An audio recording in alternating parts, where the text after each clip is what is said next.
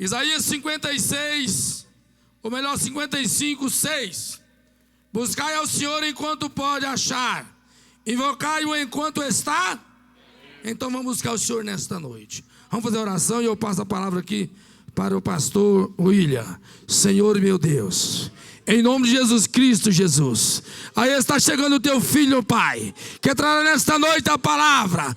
Oh meu Deus, usa o teu servo, Pai querido, oh meu Deus, e abençoa a tua igreja, que possa mastigar, que possa engolir a tua palavra, Senhor, em nome de Jesus Cristo, meu Deus. Amém, Jesus. Amém, Jesus. Mas, Senhor, eu estou indo essa mão, está parecendo caminho aqui.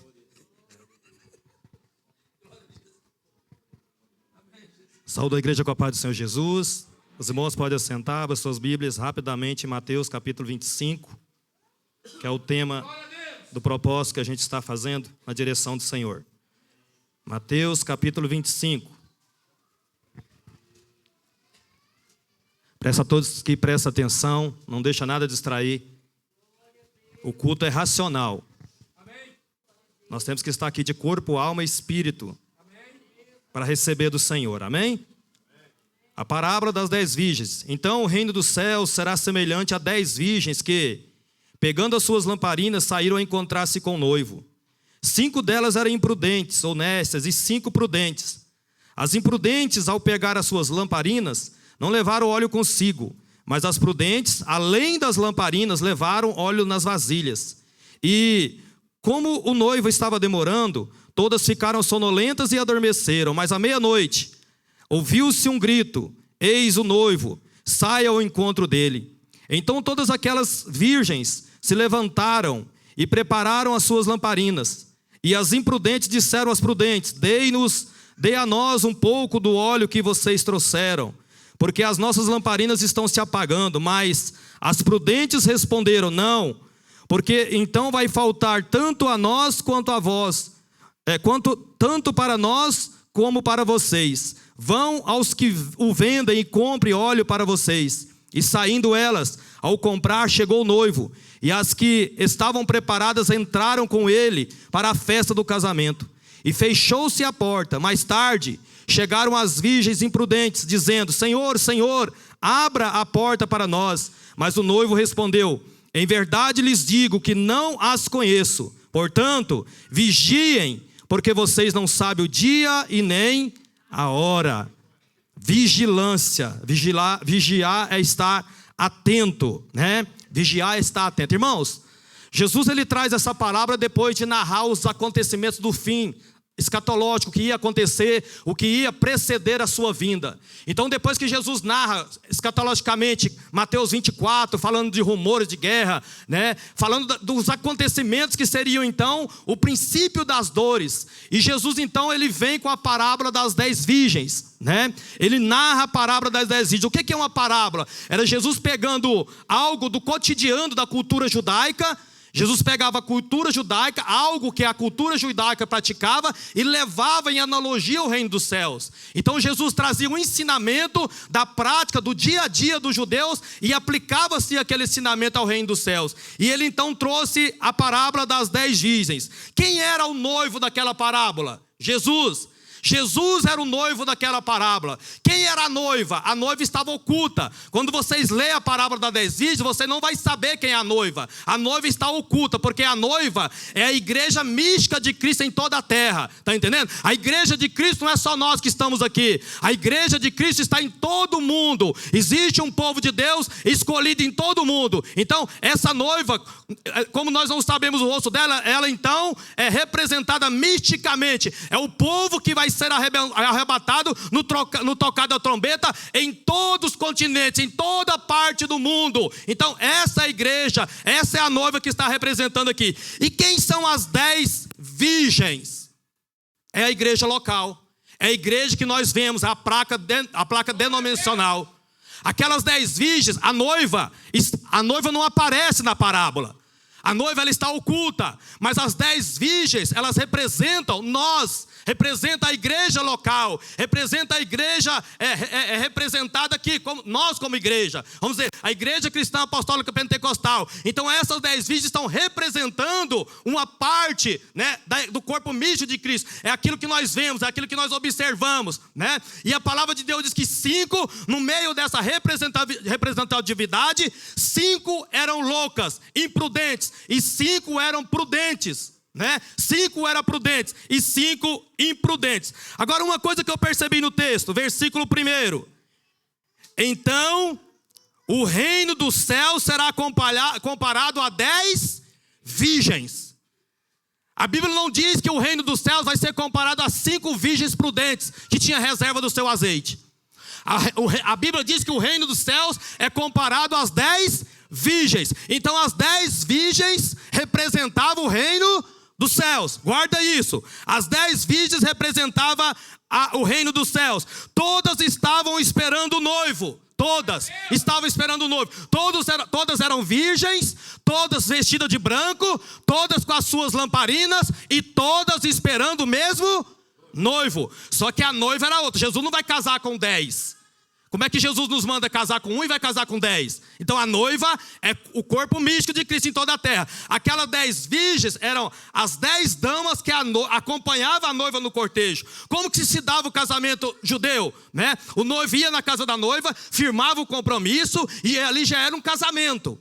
Só não havia consumação do casamento. Lembra de José e Maria? 9 meses o noivado. Só que aquele noivado já era considerado um casamento. Ele só não tinha tido intimidade como casal, porque ainda não tinha sido selado o documento. Então o noivo ia lá na casa da noiva, se comprometia ambos, né? E o noivo então ia preparar o lugar de morada, preparar a sua morada.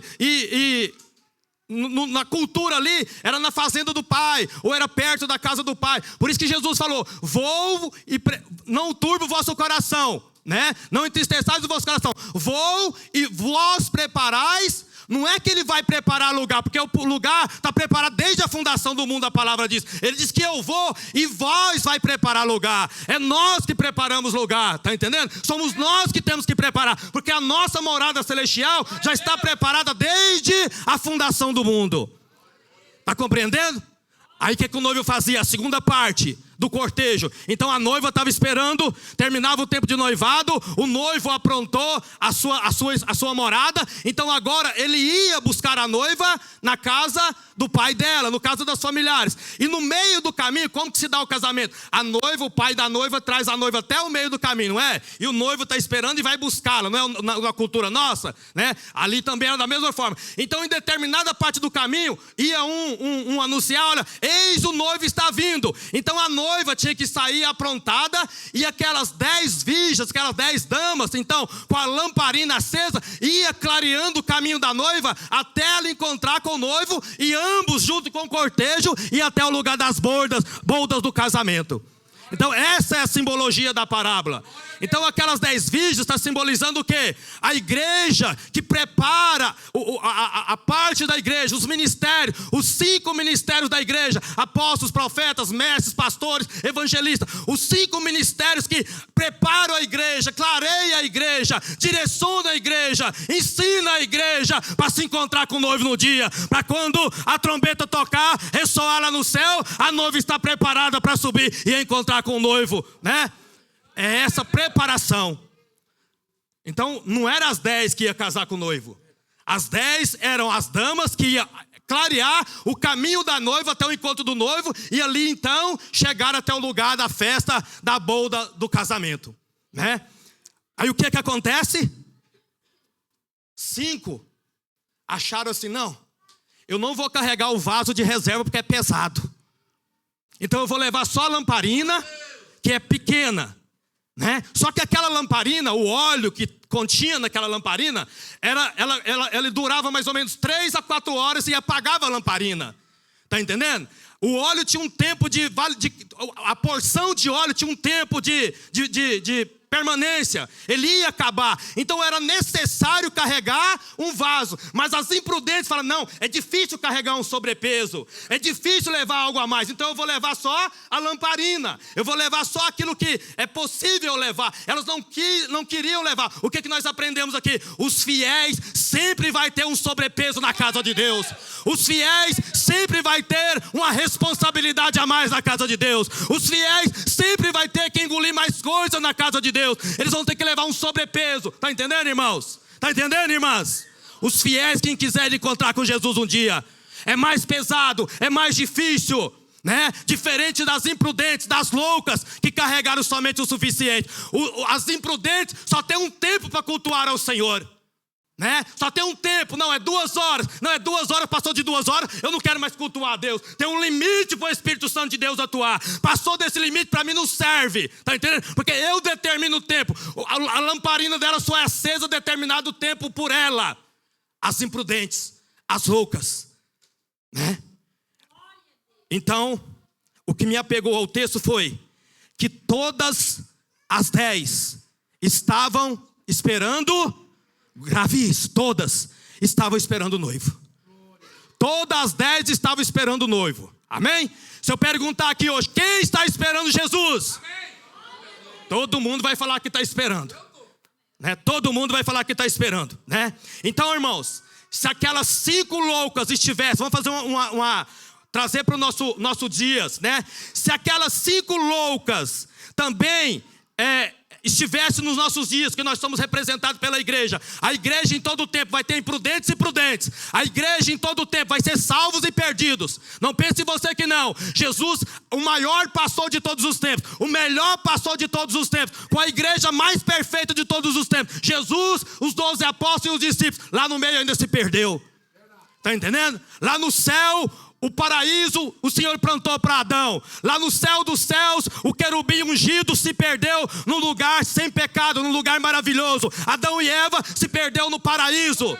Então a palavra de Deus nos mostra isso. Então, no meio da igreja, infelizmente a gente tem que falar, porque a palavra de Deus nos mostra. Existem os salvos, aqueles que vão perseverar e vão ser salvos. Existem os prudentes, aqueles que carregam a sua lamparina acesa, porque não somente estão esperando o noivo, eles estão se preparando para a chegada do noivo. Então, se fosse hoje as 5 loucas, irmão Mateus, as 5 loucas iam cantar no coral. As 5 loucas iam tocar no coral. As 5 loucas iam pregar no altar. As 5 loucas iam evangelizar. As 5 loucas iam participar de todos os rituais litúrgicos da igreja. Está entendendo? Se fosse hoje, porque elas estavam no meio da igreja. Elas estão presentes no meio da igreja. Então, se fosse hoje, elas também estariam esperando. Elas também estariam presentes. Elas também estariam fazendo os seus ofícios no meio da igreja. Cantando, pregando, está entendendo? Testemunhando, né? Fazendo a obra de qualquer jeito. Então, elas também estariam no meio da igreja, porque elas estão esperando também o noivo. Esperando também o noivo. Teria a carteirinha de membro da igreja. Teria a carteirinha de membro da ordem eclesiástica, está entendendo? Porque elas estão esperando o noivo, né? Elas também iam fazer todos os ofícios da igreja. Mesmo assim, elas ficaram. Mesmo assim, elas ficaram. Aleluia! Está entendendo a parábola? Não é porque eu estou dentro da igreja que eu estou garantido. Não é porque eu estou cantando, pregando, evangelizando, tendo a carteirinha de membro que eu estou garantido, que eu estou salvo. Está compreendendo? Porque aquelas 5 loucas também estavam no meio. Aquelas 5 loucas também estavam esperando o noivo. Aquelas 5 noivas também estavam com a lamparina. Aquelas 5 noivas também estavam com as vestes como de virgens, brancas. Então elas também faziam parte dos ofícios da igreja, mas mesmo assim elas ficariam. Sabe por quê? Sabe por quê, irmão Rafael? Porque na igreja até se entra com a carteirinha da religiosidade. Mas para entrar no céu tem que ser com a carteira da espiritualidade. Para entrar no céu é espiritualidade. Está entendendo? Para entrar no céu nós temos que nos tornar espirituais. Porque Deus habita no lado espiritual. Deus nos molda no lado espiritual. Deus quer que nós nos deixamos de ser carnal para nos tornarmos espiritual. Isso é em toda parte das escrituras. A Bíblia diz que aquele ou aquela que anda na carne não agrada a Deus. A carne é a evolução da mente. A carne é as vontades. A carne é os desejos. A carne não é simplesmente o corpo. A carne é o corpo e a alma. Onde vai razão, emoção, sentimentos. Está entendendo? Por isso que Jesus falou, se você me ama de todo o seu coração, de toda a sua alma, de todo o seu espírito, de todo o seu corpo. Para onde está voltado os nossos sentimentos, as nossas emoções, a nossa razão? Aonde nós temos mais aplicado essas coisas na nossa vida? Demonstra para onde eu estou tendendo mais, para o lado espiritual, para as coisas de Deus, ou para o lado carnal. A Bíblia diz que aquele que semeia na carne colherá perdição, corrupção, mas aquele que semeia no espírito colherá vida eterna. Aquele que enche a sua lamparina de azeite, que não se conforma com a situação que está, mesmo fraco, debilitado, ele não para de lutar, ele não para de desejar ser melhor, ele não para de consertar. Esse sim está semeando para a espiritualidade, está semeando para a vida eterna. Então, se entra com a carteirinha da religiosidade. O que é religiosidade? Quem que Jesus mais combateu no tempo dele? Quem que Jesus mais criticou no tempo dele? Quem que deu mais trabalho para Jesus no tempo dele? Os religiosos. Está entendendo? Aqueles que tinham vestes alongadas, alongavam os seus vestidos, mas por dentro estava podre, estava cheio de imundícia. Ele só demonstrava a sua religiosidade por fora. Está entendendo? Eu bati meu ponto, eu fui no culto domingo. Eu fui lá, o que você aprendeu? Nada. O que mudou na sua vida? Nada. Eu faço parte, eu cantei, eu preguei, eu fiz isso, eu fiz aquele outro. Mas saiu da casa de Deus, lá fora não tem uma vida com Deus. Lá fora não tem uma vida de oração. Lá fora não tem uma vida de jejum. Lá fora não tem uma vida de comunhão nem com a família. Esses são os religiosos que acham que estão fazendo um favor, que Deus está fazendo um favor para ele, ou que ele está fazendo um favor para Deus, de estar simplesmente sentado no banco sem produzir, sentado no banco sem glorificar a Deus, sentado no banco sem transformação de vida, de caráter, de sentimento, de emoções. Está entendendo? Esses são religiosos. E Jesus criticou os religiosos da época. Jesus falou, vocês são verdadeiramente sepulcros caiados. Por fora vocês estão bonitos, por fora vocês são crentes, mas por dentro está cheio de imundícia e de pudor. Não adianta eu chegar aqui e me portar bonito, pôr uma gravata, pôr um terno. Está entendendo? Mas o que eu faço lá fora? E o azeite lá fora? Como é que eu sou com a minha esposa? Como é que eu sou com meus filhos? Como é que eu sou no meu trabalho? Como é que eu sou nos meus relacionamentos? Está entendendo? É isso que conta para a nossa salvação. É isso que conta. Aleluia. Glória a Deus. Aleluia. O começo da nossa caminhada pode ser até religiosa, mas nós temos que amadurecer. Nós temos que amadurecer. Mudar a mente. Não vos conformeis com este mundo, mas transformai-vos pela renovação da vossa mente. Você muda sua mente, você muda as suas ações. Está entendendo, irmãos? Se você não mudar isso aqui, você não vai mudar isso aqui. Se você não mudar isso aqui, você não vai mudar isso aqui. Tudo começa no processo mental.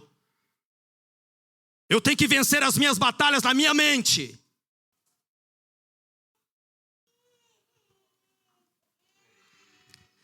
Então, irmãos, para entrar nas bodas do Cordeiro, não basta ter lâmpada, tem que ter azeite. Vou falar de novo. Para entrar nas bodas do Cordeiro, não basta ter lâmpada, tem que ter azeite. Não adianta você estar só com a lamparina com o pavio fumegando. Não adianta você estar só com a lamparina apagada. Tem que ter a lamparina acesa e a reserva para a lamparina.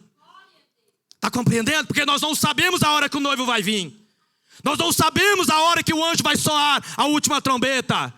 Nós não sabemos quando nós vamos partir dessa terra, porque nós não vamos ser salvos só pelo arrebatamento. Muitos irão antes do arrebatamento. O Senhor Jesus pode chamar pessoas nessa noite, pode chamar amanhã, pode chamar essa semana, pode chamar mês que vem. E como vai estar a sua alma quando o Senhor te chamar?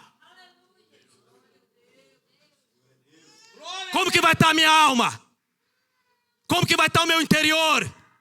Irmãos, você se prepara para casar, você se prepara para comprar um carro, alguns, né? Você se prepara para outras coisas, mas você tem se preparado para o grande dia, você tem se preparado para o encontro com o Senhor, você tem se preparado para encontrar com o Senhor teu Deus. Não tem tempo de preparar. Quando a morte chegar, não vai ter tempo de preparar. Eu sentei com pessoas, e quem já passou por isso, eu estou contando porque ela contou abertamente. Ela falou: pastor, eu apaguei, não tem tempo de pedir perdão, não tem tempo de consertar. E eu sabia que se eu passasse daquela, eu ia direto para o inferno. Crente!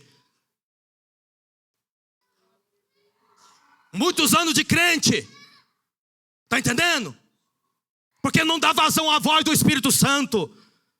O Espírito Santo usa o pregador? Não, é pregador enjoado, é pregador contencioso, é pregador que quer ser santo demais. Mas é o Espírito Santo de Deus chegando à igreja, ao concerto, ao lugar que Ele quer, chamando as pessoas ao arrependimento. Sem arrependimento ninguém entrará no céu.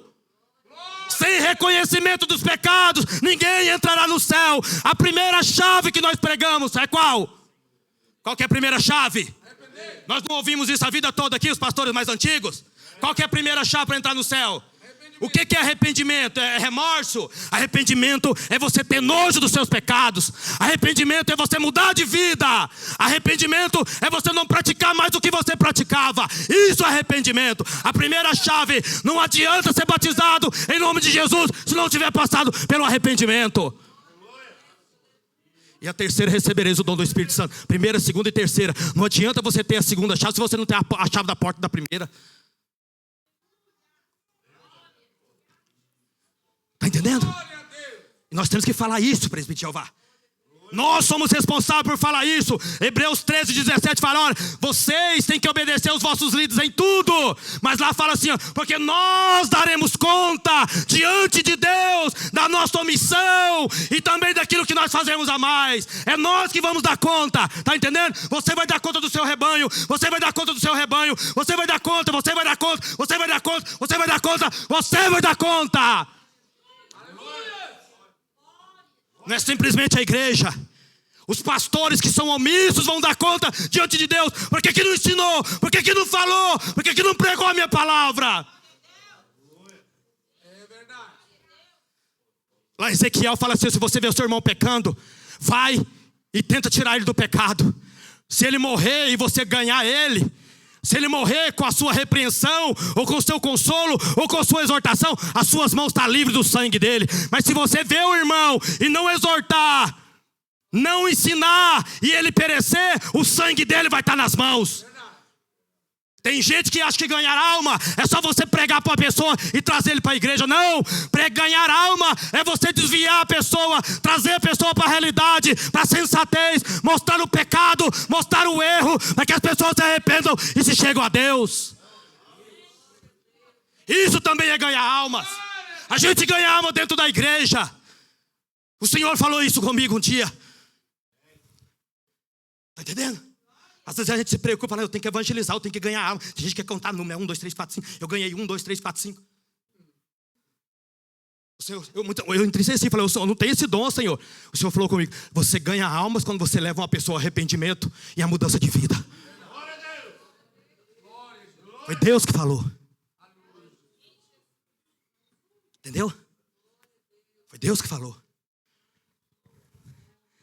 Então, para entrar nas bodas do Cordeiro, irmã, não basta lamparina, tem que ter azeite. Azeite fala de cura. Azeite fala de limpeza. Azeite fala de odor agradável. Azeite fala de unção. Azeite é símbolo do Espírito Santo de Deus. Está entendendo? A pessoa que tem azeite, ele cura, mesmo que dura esfregando. Você já viu que tem ferida, machucado? que tem que esfregar, bezetacil, dói, mas é para curar. Se for só superficialmente, colocar um esparadrapo, um band-aid não resolve. Então tem que ser esfregar, tem que ser na dor, tem que ser, tá entendendo? Na repreensão. Dói, mas cura. Bezetacil na alma. Azeite, Espírito Santo. A Bíblia diz que o Senhor corrige e castiga todos aqueles a quem Ele ama. Porque nós não somos filhos bastardos, nós somos comprados e remidos pelo sangue de Jesus. Então Ele vai nos corrigir, Ele vai nos exortar, porque Ele não quer que nós nos perdamos, Ele quer que nós estejamos com Ele um dia, quando Ele nos chamar. Então as virgens loucas também estavam esperando o noivo. Mesmo assim elas ficaram. Eu estava pensando nessa palavra, eu lembrei da revelação. Não sei se conta revelação ou sonho. Da filhinha do... né? Até criança ficou. Quem parou para refletir nisso? Quem parou para refletir nisso? Muitas vezes Deus entrega uma mensagem através de mim. Nem o vaso que entrega a mensagem muda de vida. Está entendendo, irmão? Nem o vaso que entrega a mensagem muda de vida. Está dando ouvido ao Senhor? Está dando ouvido ao Senhor? Então as virgens loucas também estavam esperando o noivo. Mesmo assim elas ficaram. A questão não é você estar esperando, mas como você está esperando. Entendeu? A questão não é você estar esperando, a questão é como você está esperando. Você está esperando o noivo com as lamparinas apagadas, quase apagando, fumegando, ou você está com a sua lamparina acesa, aguardando o noivo e com a reserva ainda do lado, carregando peso, sobrepeso, mas fala, eu não posso largar, eu tenho que estar aceso, eu tenho que estar com a minha lamparina acesa, eu tenho que estar fazendo a obra, eu tenho que estar orando, eu tenho que estar jejuando, eu tenho que estar pregando a palavra de Deus, eu tenho que estar no canal de Deus aqui nessa terra enquanto eu estiver aqui presente. Então não é a questão não é você estar esperando, mas como está esperando. Tem gente que está esperando o noivo, mas de forma relaxada, de forma displicente. Está entendendo? Está até esperando, mas está esperando como se não estivesse esperando.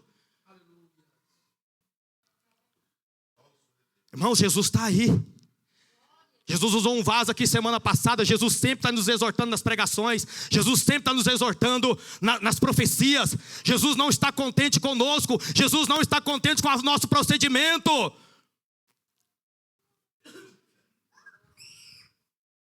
Tem gente que está esperando, mas de uma forma relaxada, displicente. Tem gente que até fala que Jesus vai voltar, mas vive como se Ele não estivesse voltando. Tem gente que fala que Jesus vai voltar, mas a vida dele não condiz que Jesus está voltando. Vai pregar, muda de vida, irmão. Vem para Jesus, Jesus está voltando. Mas a vida dele mesmo não está condizendo que ele está esperando Jesus. Que Jesus está voltando. Que a trombeta pode soar a qualquer momento. Quem está esperando Jesus, irmãos, lembra dos apóstolos? Jesus morreu, Jesus... foi assunto, eles estavam lá esperando Jesus, eles achavam que Jesus estava vindo iminentemente, eles não se preocupavam com os bens, eles vendiam os seus bens, se mantinham ali para que ninguém tivesse necessidade, porque eles achavam que Jesus ia voltar naqueles dias, eles não estavam se preocupados com nada. Se Jesus voltasse, eles estavam reunidos no cenáculo, orando, buscando, tendo comunhão, na oração, no partir do pão, nas orações, porque eles estavam esperando Jesus voltar. Eles verdadeiramente estavam esperando Jesus voltar. Então tem gente que fala que Jesus vai voltar, mas não vive como se ele voltasse, né? Paulo escrevendo a Timóteo, ele disse, irmãos, desde agora a coroa da justiça está me reservada, não só a mim. Ele não fala assim, não, a coroa da justiça está reservada àqueles que esperam a vinda de Jesus. Não, ele fala, a coroa de justiça está me reservada a mim e a todos quantos amam a sua vinda. Então não basta esperar, tem que amar a vinda de Jesus. Tem que amar a vinda de Jesus. Está compreendendo? A coroa de justiça está reservada para aqueles que amam a vinda de Jesus. Amam a vinda do Senhor, a vinda é iminente. Paulo não diz que há uma coroa de justiça para quem espera a sua vinda, mas para quem ama a sua vinda. É amar a vinda de Cristo, é estar como aqueles apóstolos, aqueles discípulos lá no Monte das Oliveiras. Jesus foi assunto ao céu, no mesmo dia eles não tiraram os olhos da onde Jesus subiu. Eles ficavam lá olhando, volta Senhor, nós estamos com saudade, volta Senhor. É estar olhando para cima, é estar olhando para o alto. Aí os anjos chegaram e falaram: varões, irmãos, porque estáis olhando para cima? Esse mesmo Jesus, do mesmo modo que viste Jesus subir, ele vai descer. E quem está amando a vinda do Senhor? Eu pergunto, quem está amando a vinda do Senhor?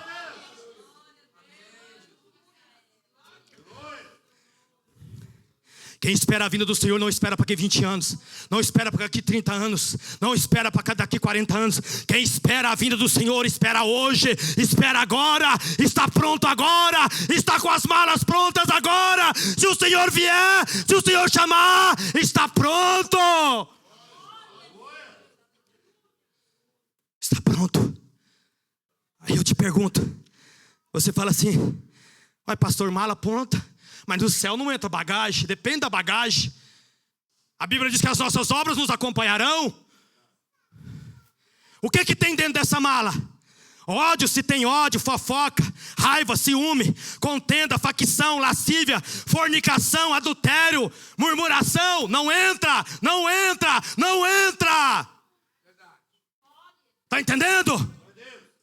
Se tiver dentro dessa mala ódio, raiva, fofoca, murmuração, lascívia, vaidade, prostituição, fornicação, adultério, não sobe, não vai.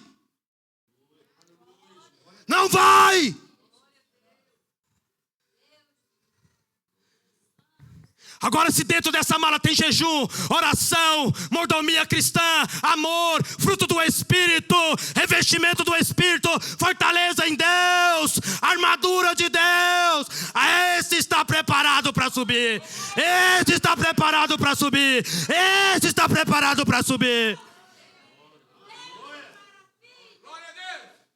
Deixa eu te falar para você e termino. A palavra do Senhor disse: se hoje ouvires a sua voz, não endureçais o vosso coração. Não endureçais o vosso coração. Hoje o Senhor, estamos na graça. A graça que nos livra do pecado, que nos dá o perdão, mas que nos impulsiona para não pecarmos, que nos impulsiona também para viver uma vida digna de discípulo de Cristo. A graça não é somente favor imerecido, ela nos capacita para viver uma vida cheia de boas obras.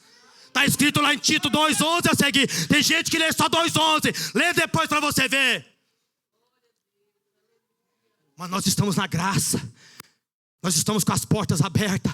Você está respirando. Você tem a oportunidade de mudar a partir de hoje. Deixa eu falar para você. Se até agora você não tem enchido a sua lamparina, não tem importado com a sua lamparina, uns até têm jogado a sua lamparina fora, começa hoje a encher a sua lamparina. Quem deseja fica de pé. Eu estou falando quem deseja.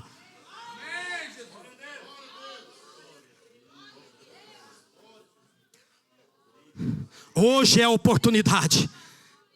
A palavra de Deus diz: o Espírito, quando vier, convencerá o homem do pecado, da justiça e do juízo. É o Espírito Santo que convence. Não é a voz do pastor William, é a voz do Espírito que convence. E nesta noite eu oro para que o Espírito Santo de Deus convença o seu coração, mude o seu coração. Dê lugar para que a sua lamparina seja acesa nessa noite. Dê lugar para a sua lamparina ser acesa nessa noite. Eu nunca vi ninguém ser batizado. Eu nunca vi ninguém ser renovado. Eu nunca vi ninguém receber poder de Deus com a boca fechada. Eu nunca vi. Quem quer de Jesus, vem a mim e beba. Abra a alma, abra o coração e eleva a sua voz ao Senhor nessa noite. Palmas para Jesus, amém?